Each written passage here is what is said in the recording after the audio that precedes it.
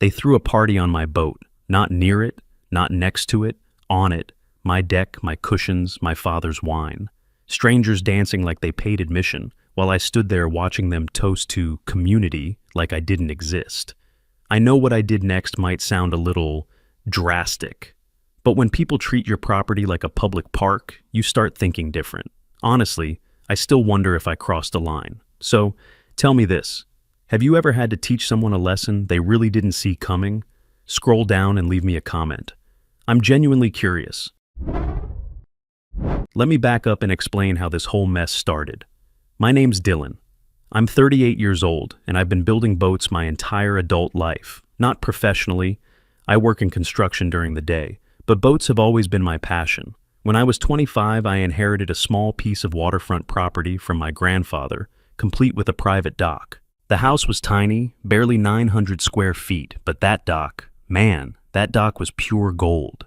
I spent the next 3 years building my dream boat from scratch in the backyard. Every weekend, every vacation day, every spare moment went into that project.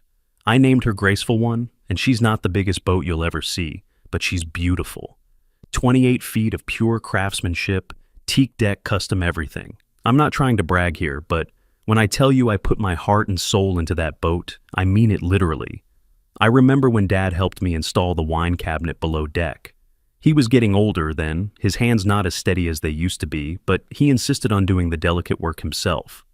A boat without proper storage for good wine isn't a boat worth having, he'd said, carefully measuring the space between the hull ribs.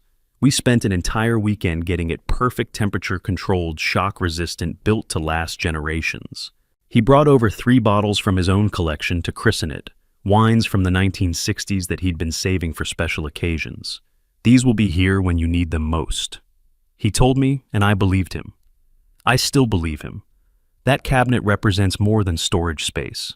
It's a piece of my father's legacy carefully preserved in the heart of my boat. Living on the water was paradise for me. Every morning, I'd wake up before sunrise, grab my coffee, and sit on Graceful One's deck, watching the sun come up over the harbor. The neighborhood was quiet, mostly older folks who respected the peace and privacy that comes with waterfront living. I knew all my neighbors by name. We'd wave to each other, maybe chat about the weather or fishing conditions. It was exactly the kind of life I'd always wanted. Looking back now, I should have known it was too good to last. I mean, when do things ever stay that perfect? But at the time, I honestly thought I'd found my little slice of heaven and nothing could touch it. Everything changed when the Morrison house next door sold. The new owners moved in on a Tuesday morning in late spring, and I remember thinking they seemed intense. 2 women, obviously sisters from how they looked and acted together, probably in their early 40s. They had this way of serving the neighborhood like they were taking inventory. You know? I watched them from my dock that first morning, and something about their body language made me uncomfortable. They weren't admiring the view or enjoying the peaceful atmosphere. They were sizing everything up like they were planning something. I told myself I was being paranoid, that I should give them a chance. Maybe they were just stressed from the move. Maybe they'd settle in and be great neighbors. God, I wish I'd trusted my instincts right from the start. The older one introduced herself that same afternoon. I was on my boat checking the rigging when I heard heels clicking on the dock planks behind me. Hi there. I'm Roxanne, your new neighbor and president of the neighborhood association. President, I didn't even know we had a neighborhood association. She was tall, perfectly dressed, despite the humidity, with this smile that didn't quite reach her eyes. That's quite a boat. You know, keeping something this beautiful all to yourself seems a bit selfish, don't you think? We should discuss community sharing opportunities. I wanted to laugh in her face.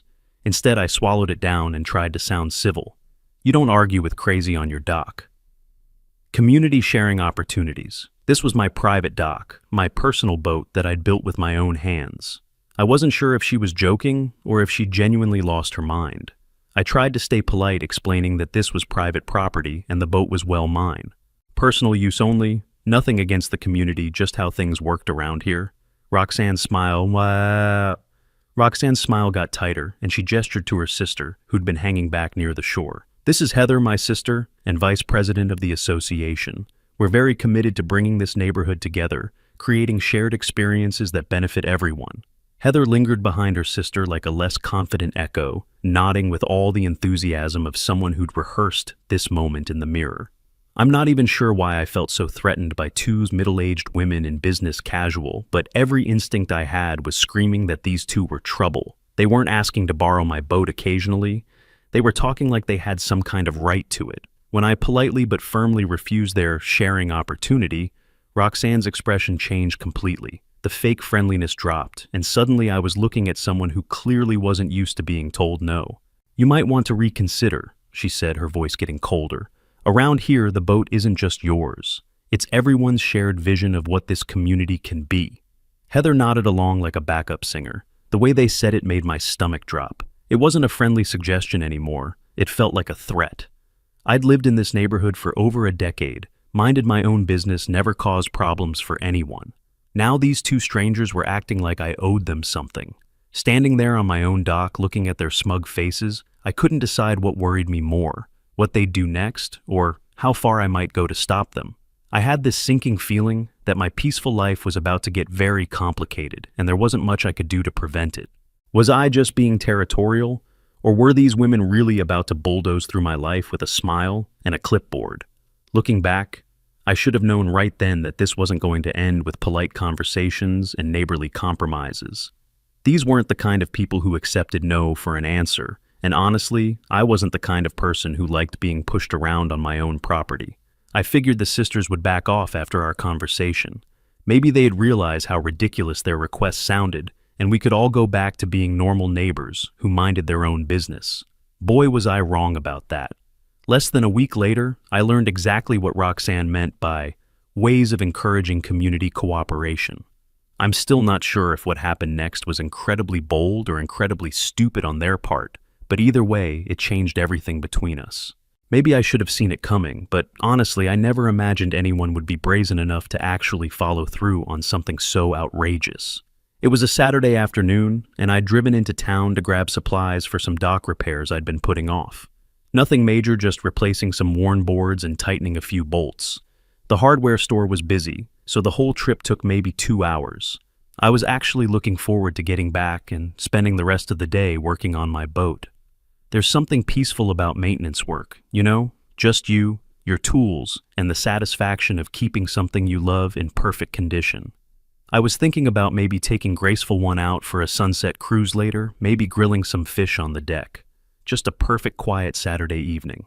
I should have known the universe had other plans. I could hear the music before I even turned into my driveway. At first, I thought maybe one of the neighbors was having a party, which was fine by me. People are entitled to enjoy their weekends, and it wasn't like the noise was coming from my property. But as I got closer, I realized the sound was definitely coming from the direction of my dock. My stomach started to sink, but I told myself there had to be a reasonable explanation. Maybe someone's boat had broken down, and they were using my dock temporarily while waiting for a tow. Maybe there was some kind of emergency. I wasn't prepared for what I actually found when I walked around the back of my house. 8 people were on my boat. 8 complete strangers drinking, laughing, dancing on my deck, like they owned the place. Someone had brought a portable speaker, and the music was loud enough that I could feel the bass in my chest. There were plastic cups everywhere, people treating my boat like a private club. They lounged across my deck like they'd paid for bottle service, oblivious to whose name was etched into the stern. I felt like someone was dancing on my chest, not just my boat deck. This wasn't an emergency or a misunderstanding. This was a full-blown party happening on my personal property without my permission.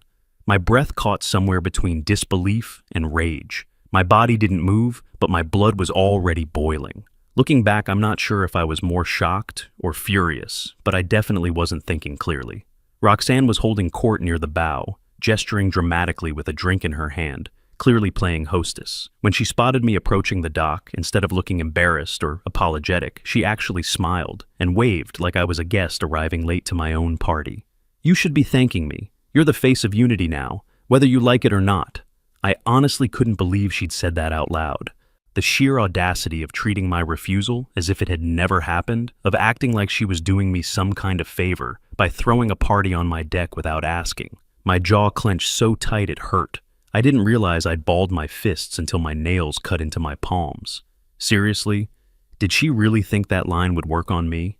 The worst part was how comfortable everyone looked. These weren't people who thought they were trespassing. Roxanne had obviously told them this was perfectly fine, that the boat owner was totally on board with community events. One guy was filming the whole thing on his phone, calling it neighborhood unity, and claiming the boat owner totally agreed to this. I wanted to march onto my own boat and kick everyone off immediately, but something held me back. Maybe it was the way they were all looking at me expectantly, like I was supposed to join in and pretend everything was normal. Maybe I was just too shocked to react properly. Either way, I made the mistake of hesitating instead of taking immediate action. I wish I could tell you I kept my cool and handled it like a mature adult, but come on, who wouldn't lose their mind seeing this?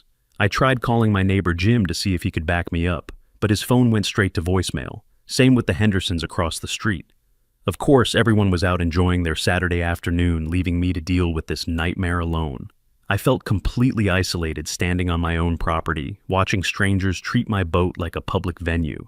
The isolation made everything worse, like I was the one being unreasonable for objecting to this insanity. I tried to stay calm and reasonable, explaining that this was my private boat and they needed to leave. But Roxanne cut me off before I could even finish with that same confident smile that made my skin crawl. That's when I decided to call the police. Not because I wanted to escalate things, but because I genuinely didn't know what else to do. These people weren't responding to reason. They weren't acknowledging basic property rights, and they were treating my polite requests like background noise. I figured a quick call to law enforcement would clarify the situation for everyone, and we could move on from there. The operator was professional and said they'd send someone out to handle the neighbor dispute.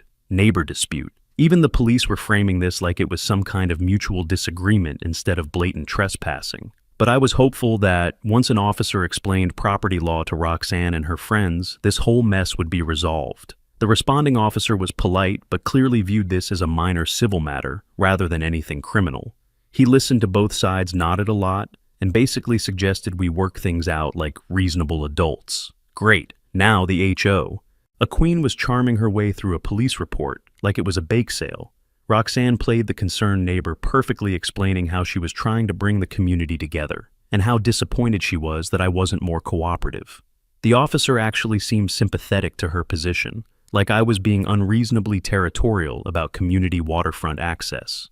When he left without taking any action, Roxanne's confidence visibly grew. "You'll learn to be more neighborly," she told me with a smile that made my skin crawl, one way or another.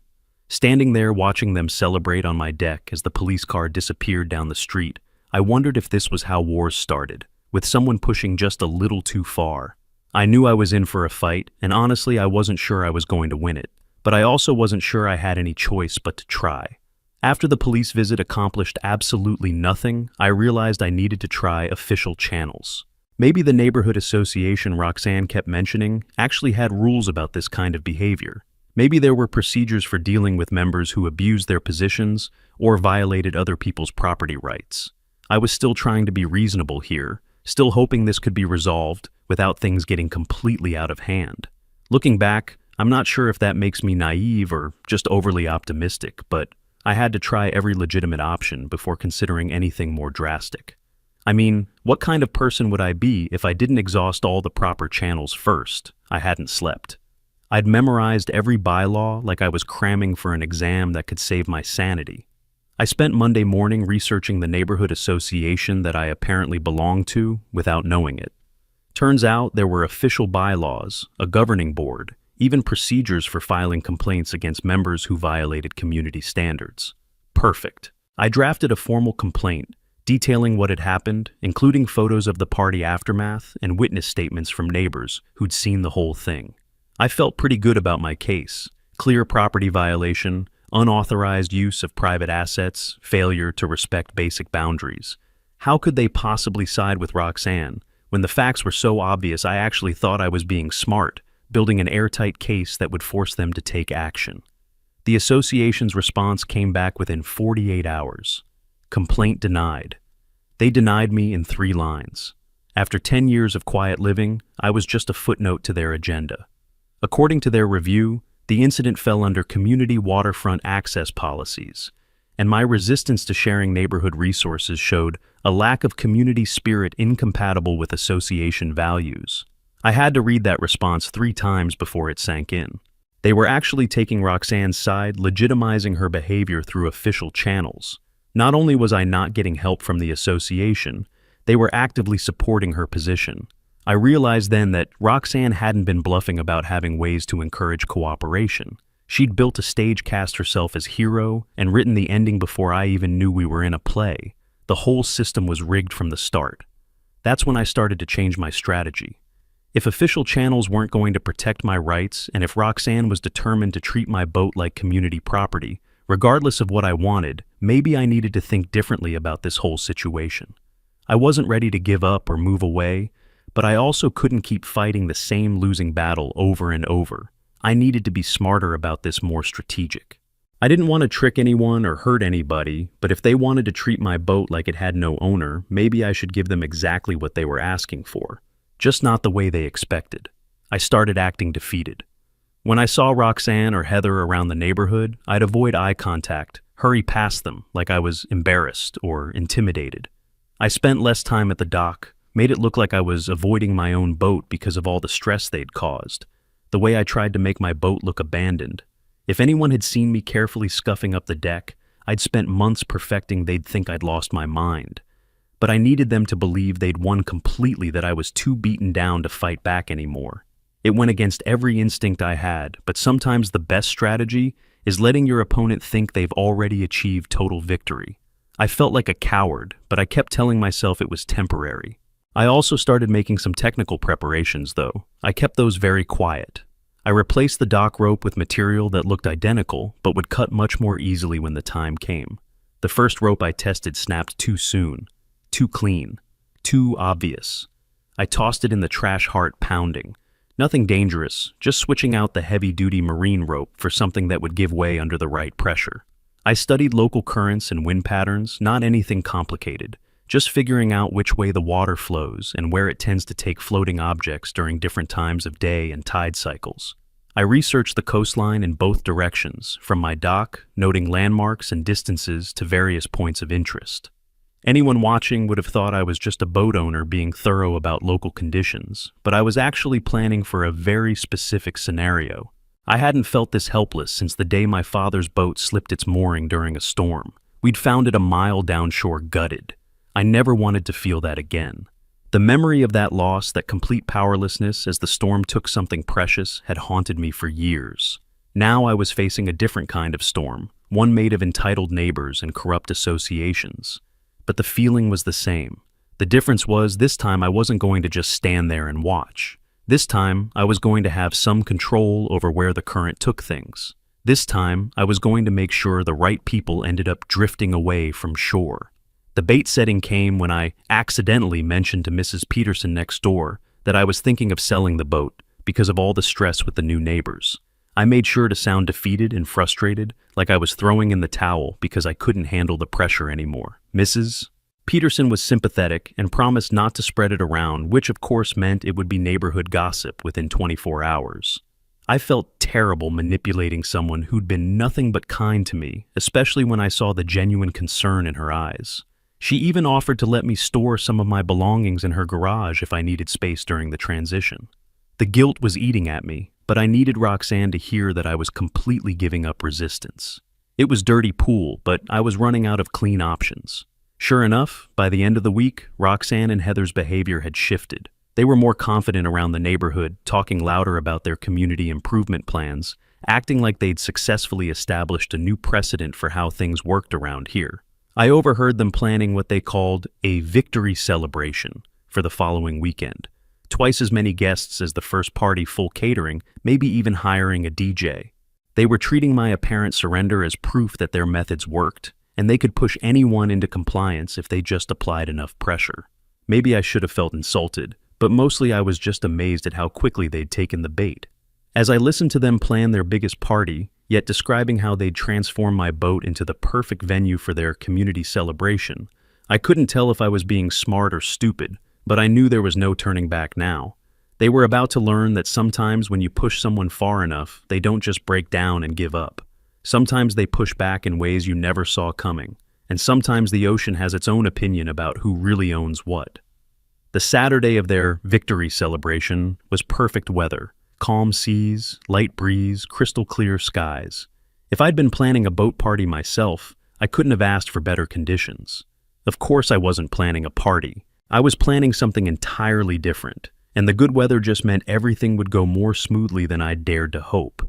I spent the morning checking and double-checking my preparations, making sure I had everything positioned exactly right. The modified dock rope was in place, my phone was fully charged for documentation, and I'd reviewed the current charts one final time. Looking back, I'm still amazed at how calm I felt, considering what I was about to do. Maybe I should have been more nervous, but honestly, I felt like I was finally taking control of my own life again. The guests started arriving around 4 in the afternoon.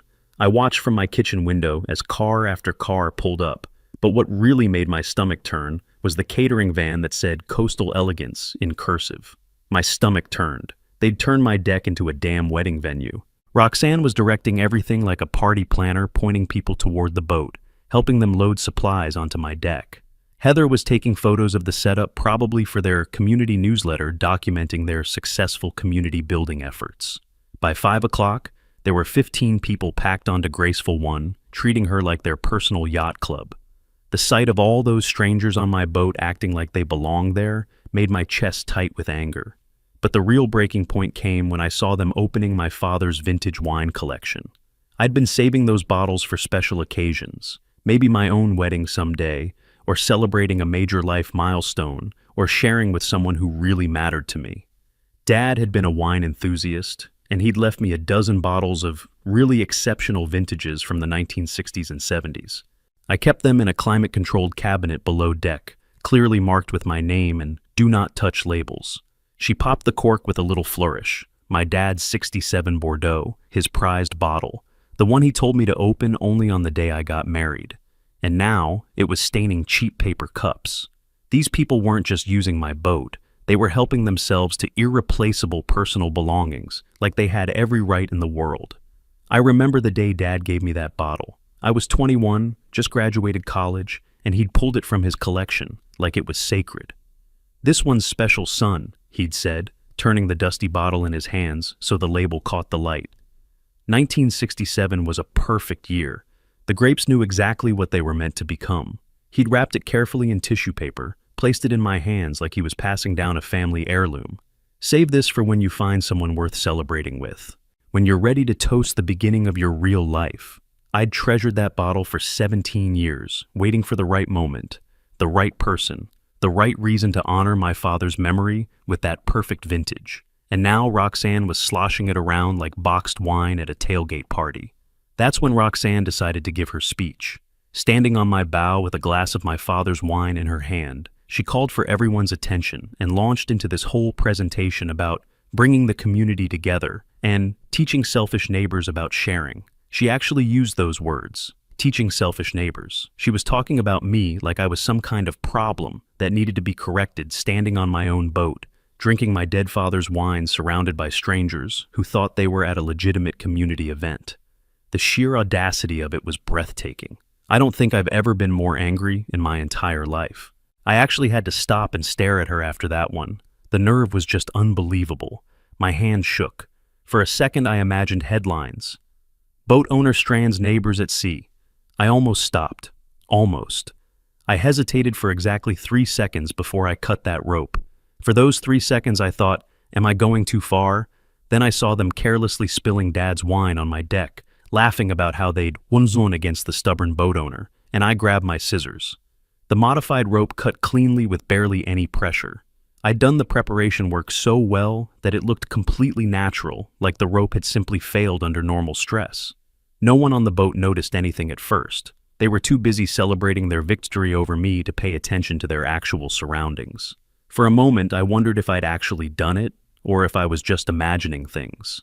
The boat began drifting away from shore, slowly carried by the outgoing tide and a gentle offshore breeze. Graceful One moved so smoothly that for the first few minutes the party continued exactly as before. People kept drinking and laughing, and taking photos completely oblivious to the fact that they were no longer connected to land. They were too drunk to notice they were drifting. Laughter echoed while the dock shrank in the background. It was eerie, like watching a house party aboard the Titanic, but without the iceberg. Yet. I have to admit there was something almost poetic about watching them celebrate their triumph, while unknowingly sailing toward consequences they couldn't even imagine. The ocean was taking them exactly where I'd calculated, and they had no idea what was happening. Then someone finally noticed. I think it was one of the younger guys who had been filming earlier. He was leaning against the rail, taking a selfie when he realized the dock was getting smaller in the background. "Hey!" he called out, pointing toward shore. "Why are we moving?" That's when the music stopped, and everyone rushed to the sides of the boat to see what he was talking about. The sight of their faces changing from confusion to concern to genuine panic, that was something I'll never forget. Roxanne was the loudest, of course, screaming, "Why are we moving?" like volume alone could solve the problem. I actually felt a little bad for the innocent party guests who just wanted a fun Saturday afternoon. I walked out to the end of my dock so they could see me clearly. By this point, they were maybe 50 yards offshore and drifting steadily away. Roxanne was frantically waving her arms and shouting something about bringing the boat back immediately, like I had some kind of remote control that could reverse the laws of physics. That's when I delivered the line I'd been rehearsing. "You wanted open access. Well, hope you like open water." My voice carried perfectly across the water, and I could see the exact moment when Roxanne realized that this wasn't an accident or equipment failure. This was deliberate, and there wasn't a damn thing she could do about it. Watching my boat disappear into the distance with its cargo of entitled guests, I realized I'd either just solved my problem or created a much bigger one. The music had faded completely now, replaced by the gentle lapping of waves against my dock. The sudden stillness felt surreal after all the chaos and noise. It was just me standing alone on my property, watching the consequences of my actions drift toward the horizon. Standing there on my dock, watching Roxanne finally face consequences for her behavior, I felt more satisfied than I had in weeks. The ocean was about to teach them something I never could have managed on my own, that actions have consequences, and sometimes those consequences drift you straight into exactly what you deserve. From my position on the dock, I could see the chaos erupting on Graceful One as the reality of their situation began to sink in. The party atmosphere had completely evaporated, replaced by the kind of panic that comes when people realize they're in genuine trouble and have no idea how to fix it. Phone signals were weak out there, and getting weaker as the current carried them further from shore. What they didn't know was that I'd quietly disabled the boat's radio the night before. Nothing permanent, just disconnected a few key wires that could easily be reconnected later. I needed them to experience the full weight of their helplessness before any rescue operation began. Maybe that sounds cruel, but after everything they'd put me through, I wanted them to sweat a little. She was still clinging to that fake crown, barking like royalty, but saltwater doesn't care about HOA rankings. "Everyone stay calm. I represent the community board. I'll handle this." But authority titles don't mean much when you're drifting toward open water, with no way to steer and no means of communication. The other party guests were starting to ignore her, completely more concerned with their own safety than with following her leadership. It was fascinating to watch her lose control of the situation so quickly. On land, she could manipulate social dynamics and use official channels to get her way. Out there, with nothing but water in every direction, none of her usual tactics worked. I almost felt sorry for her. Almost. They looked up like kids waking from a dream, only the dream was sinking fast into reality. Party guests who'd shown up for a fun community event were now demanding answers about why Roxanne hadn't actually gotten permission to use the boat. "You said the owner was totally fine with this," one woman kept repeating, her voice getting higher and more accusatory each time. "You promised this was all arranged." Roxanne was scrambling to maintain her story, insisting that she'd had every right to organize the event, but her explanations sounded increasingly desperate. When you're stranded at sea, people stop caring about politics and start caring about survival. Her carefully constructed narrative about community rights and sharing resources wasn't holding up under pressure. One woman clutched her purse like it could save her. Another man yelled into his phone like Verizon would send a life raft. That's when Heather started throwing her sister under the bus. I could hear fragments of their argument carrying across the water as they got more panicked and less careful about public appearances. "You always do this, Rox. Always assume charm covers up crime," Heather shouted, her voice cracking with panic and years of suppressed resentment. Roxanne was firing back that Heather had been equally involved in planning everything, that they were partners in bringing the community together. Watching them turn on each other was almost as satisfying as seeing their original plan backfire. These two had presented such a united front when they were pressuring me, but the moment they faced real consequences, their partnership dissolved completely. I'd positioned myself behind some equipment on the dock, where I could observe without being obvious about it. Using my phone, I managed to record audio of Roxanne saying, "Just treat this boat like it has no owner. No one can stop us anyway." That was going to be very useful later if she tried to claim they had had permission, or that this was all some kind of misunderstanding. I also got clear footage of the party setup, the opened wine bottles, and the general disrespect they'd shown for my property. Evidence in case anyone questioned whether my response had been justified. A part of me deep buried wondered if I'd gone too far. But then I remembered the wine, the invasion, the way she laughed like I didn't matter. Looking back, I'm glad I thought to document everything, because the legal aftermath turned out to be more complicated than I'd expected. About an hour after they'd started drifting, someone's phone call finally got through to the Coast Guard. I could hear the conversation from shore, panicked explanations about being stranded on a boat that was moving away from land, requests for immediate rescue, demands that someone come get them right away. The Coast Guard was professional and reassuring, promising to dispatch a vessel to their location, but I could tell from the tone that this wasn't being treated as an emergency. They said help was coming, but the ocean doesn't run on call schedules. Recreational boaters drifting in calm seas during daylight hours isn't exactly a high-priority situation. They'd be rescued, but not necessarily quickly, and definitely not without questions about how they'd ended up in that situation. The waiting period was torture for them, and entertainment for me. Roxanne kept trying to use her phone to call lawyers, officials, anyone who might be able to help her, turn this situation to her advantage somehow. But cell service was spotty, conversations kept cutting out, and nobody on shore could actually do anything to bring the boat back. She was learning what it felt like to be completely powerless, to have her fate determined by forces beyond her control. After weeks of bullying me with bureaucratic authority and social pressure, she was finally experiencing what it was like to be at someone else's mercy.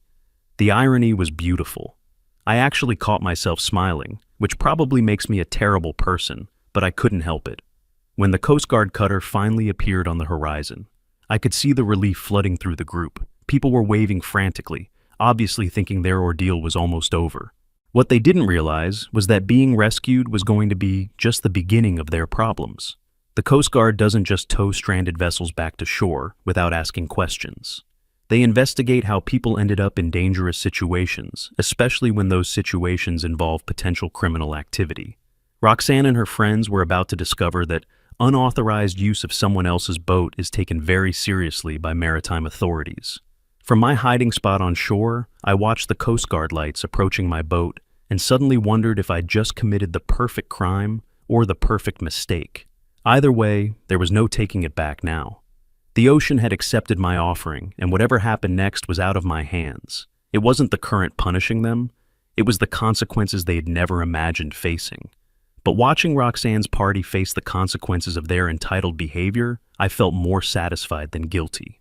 Some lessons can only be learned the hard way, and these people had definitely earned themselves a hard lesson. The flashing Coast Guard lights on my dock weren't just for safety, they were stage lights for Roxanne's downfall. The Coast Guard brought Graceful One back to my dock just before sunset, and the sight of those lights reflected in the water was absolutely perfect. Mrs. Langley across the street sipped her tea behind the curtains. She wasn't hiding, she was savoring. The Coast Guard officers were polite but thorough, documenting everything, and issuing citations for operating a vessel without permission. Watching Roxanne try to explain to federal authorities why she'd been hosting a party on someone else's boat was almost worth all the aggravation she'd put me through. I stayed back and let them handle everything professionally, but I have to admit I enjoyed every minute of it. Predictably, Roxanne filed a complaint so dramatic it deserved its own courtroom drama. Attempted murder. Really, within 48 hours, she'd hired the neighborhood association's lawyer and filed a formal complaint claiming I'd abandoned them at sea and endangered their lives through reckless behavior. The complaint painted me as an unstable neighbor who'd deliberately put innocent people in danger over a minor property dispute. According to her version, she'd been trying to organize a peaceful community event when I'd flown into an irrational rage and essentially tried to murder her and her guests by casting them adrift. She was demanding everything from criminal charges to financial compensation for emotional trauma. I wasn't sure if I should be impressed by her creativity or appalled by her complete detachment from reality. That's when my evidence collection paid off. I provided the Coast Guard and local police with time-stamped photos of my no trespassing signs, the audio recording of Roxanne saying to treat the boat like it had no owner, and the filming from their first party showing their unauthorized entry. I also had documentation of my failed attempts to resolve things through official channels, including the association's rejection of my original complaint. The timeline was crystal clear. I'd tried legal remedies first, been ignored and threatened, and only taken direct action after exhausting legitimate alternatives. I had proof. But proof doesn't always beat theatrics. I braced for headlines until my lawyer grinned. My lawyer said it was one of the most well-documented cases of justified self-help he'd ever seen. The association's lawyer took one look at my evidence and immediately withdrew the complaint. Turns out that when you have recorded proof of someone authorizing trespassing and theft, their claims of being innocent victims lose credibility pretty quickly. The lawyer actually apologized for wasting everyone's time and suggested that Roxanne might want to focus on damage control rather than pursuing legal action. I think he realized that continuing to push would only make things worse for his clients, especially with all the documentation I'd gathered. Smart legal advice, though. I'm not sure Roxanne was in the mood to listen to reason at that point. She seemed to think she could lawyer her way out of the consequences of her own actions. The social consequences were almost better than the legal vindication. The filming from their first party had been making rounds locally ever since the rescue, and now people were sharing their own stories about Roxanne and Heather's entitled behavior. Turns out I wasn't the only neighbor who'd had problems with them. They'd tried to reorganize the community garden without permission, demanded access to other people's private amenities, and generally treated the neighborhood like their personal kingdom. By the end of the week, neighbors weren't just whispering. Someone posted a photo of Roxanne's yacht, Walk of Shame, with the caption, "Karen's Cruise to Karma." It went viral before she could delete her HOA bio. The boat incident had just been the most dramatic example of their pattern of behavior, and now everyone felt comfortable talking about it openly. It was like watching a dam burst. Suddenly all these stories came flooding out. Tom from 2 houses down, who once voted for her dumb speed bump proposal, walked by and just said, "You did what we all dreamed of, man." Property values became a hot topic at association meetings. Other residents started asking hard questions about whether having problem members in leadership positions was affecting the neighborhood's reputation and desirability. The boat rescue had been reported in the local news as a maritime incident, and having your community associated with that kind of drama wasn't exactly great for home values. Suddenly, Roxanne's position as association president became a liability rather than an asset, and the political pressure for her to step down grew stronger every day. I heard through the grapevine that several families were considering moving if the situation didn't improve. Between citations, rescue fees, and emergency docking, they were out the cost of a used car and their dignity. They had also been banned from several local marinas and maritime events after word spread about the incident. The boating community is smaller and more connected than most people realize, and news of their behavior had traveled fast through those networks. Their social standing in the broader community had taken a serious hit along with their bank accounts. I almost felt bad about the money. Almost. The irony was so perfect it felt like divine intervention, watching people who thought they could take whatever they wanted, suddenly facing bills they couldn't negotiate away. After weeks of mounting pressure and quiet negotiations behind the scenes, I heard through the neighborhood grapevine that they'll be stepping down from the board quietly. No big announcement, no dramatic resignation speech, just a gradual withdrawal from positions of authority. People talked about it in hushed tones like they were discussing a scandal that everyone knew about but nobody wanted to address directly. The official line was that they wanted to focus on their personal lives, but everyone understood what had really happened. They'd overplayed their hand, picked the wrong target, and paid the price. The neighborhood association would finally get leadership that understood the difference between community spirit and community theft. Victory felt sweet, but I knew I was holding back the best part of this story. The detail that would make everything absolutely perfect. Because what I haven't mentioned yet is exactly where the ocean current took them during their unplanned voyage. That part of the story is so poetic, so perfectly ironic, that it sounds almost too good to be true. But I swear to you, every word of what happened next is completely factual. The universe has a sense of humor, and sometimes justice comes with a bow tied on top. Here's the detail I've been saving for last, the part that makes this whole story absolutely perfect.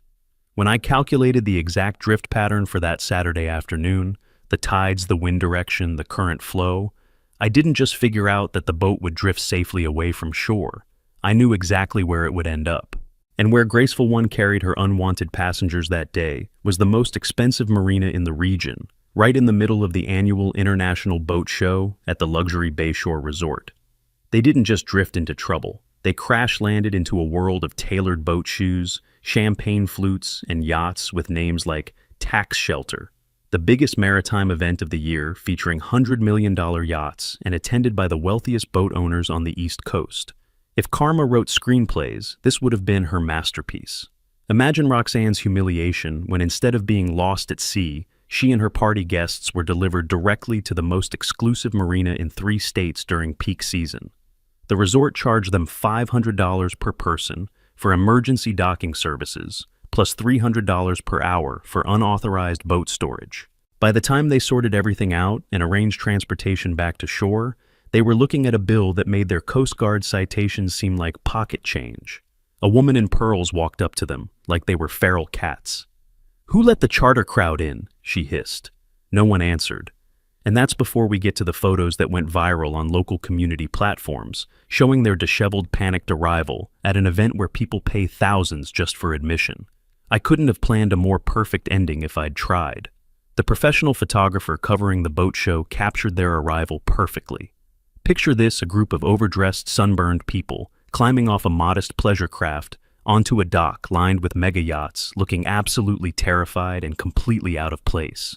The image shows Roxanne in the foreground, her hair wild from the wind, her makeup streaked, gesturing frantically at resort staff while pointing back toward the water. Meanwhile, behind her genuine boat show, attendees in designer clothes and expensive sunglasses are staring in obvious bewilderment at this chaotic group that had just crashed their exclusive maritime party. The contrast was just chef's kiss, perfect. The photographer probably thought he was documenting some kind of performance art piece. That photo became the perfect local meme. People started sharing it with captions like, "When you crash the party, but the party crashes you back," and "Entitled neighbors discover expensive consequences." One meme showed Roxanne mid-scream with the caption, "Live, laugh, loot." Another added clown emojis to everyone on board with the hashtag "Yacht got served." The image perfectly captured the essence of what had happened. Privileged people who thought rules didn't apply to them, suddenly finding themselves somewhere they definitely didn't belong, facing bills they definitely couldn't afford, and being photographed in the most humiliating moment of their lives. Justice served with a side of public embarrassment, exactly what they deserved. I may have saved that photo to my phone, for historical purposes. The financial consequences were even better than I'd hoped. Total costs to the sisters over $3,200 in Coast Guard response fees, resort charges, and towing services, plus additional fines for operating a vessel without permission and a permanent ban from the resort and all future boat shows in the region. They'd gone from thinking they could use my boat whenever they wanted to, being officially barred from the premier maritime events in 3 states. The irony was so perfect it felt like divine intervention. I actually laughed out loud when I heard about the ban.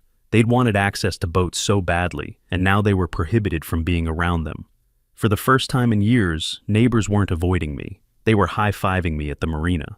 Funny thing is, I'd once been invited to that very boat show, turned it down. Guess she made it there anyway, just not the way she thought. The organizers had seen my craftsmanship around the harbor and asked if I'd be interested in participating in their custom boat builder showcase. I'd declined because I preferred quiet evenings on the water to crowds and publicity.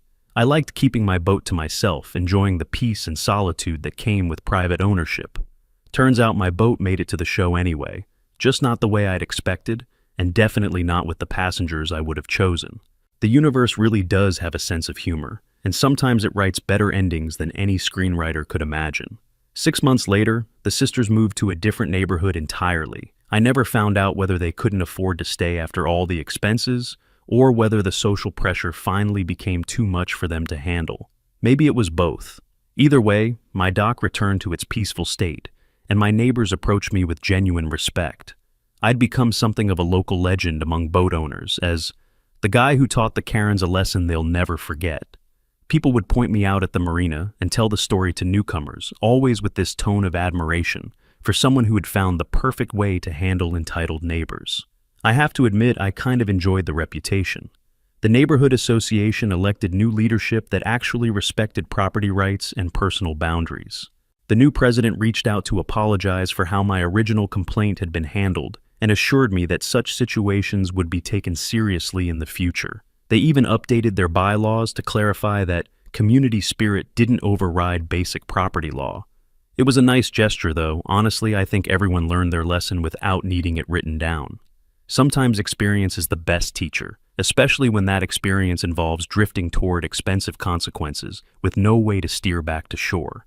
Looking back now, I learned that you don't have to be the villain in someone else's story to be the hero in your own. Sometimes justice isn't about punishment. It's about letting people discover exactly who they really are when nobody's watching except the ocean. And trust me, the ocean always tells the truth. Roxanne and Heather thought they could use social pressure and bureaucratic manipulation to take whatever they wanted from their neighbors. But the ocean doesn't care about your title, or your connections, or your sense of entitlement. It only cares about current and tide and wind. And sometimes those forces carry you exactly where you need to go to learn the lessons you've been avoiding. The best part is that I never put anyone in real danger. I'd calculated everything carefully, knew exactly where they'd end up, and made sure they'd be safe the entire time. I just gave them a first-class ticket to exactly where people like them belong, somewhere expensive, where their entitlement would cost them dearly. They wanted to act like my boat was community property, so I let the community, the maritime community, teach them what that actually meant. Sometimes revenge doesn't need fury, just a rope, a breeze, and the confidence to let bad people drift where they belong. These days I spend my evenings on Graceful One watching the sun drop behind the water, no entitled neighbors in sight, just peace finally. It's the kind of quiet you don't appreciate until you've fought for it. That summer, the ocean taught all of us something, but I think I was the only one really listening. Sometimes you don't need to fight fire with fire. You just let the tide carry nonsense where it belongs. If this story hit close or just made you smile a little, go ahead and like the video, leave a comment, maybe even tap that thanks button if you feel like it. Either way, thanks for riding this one out with me.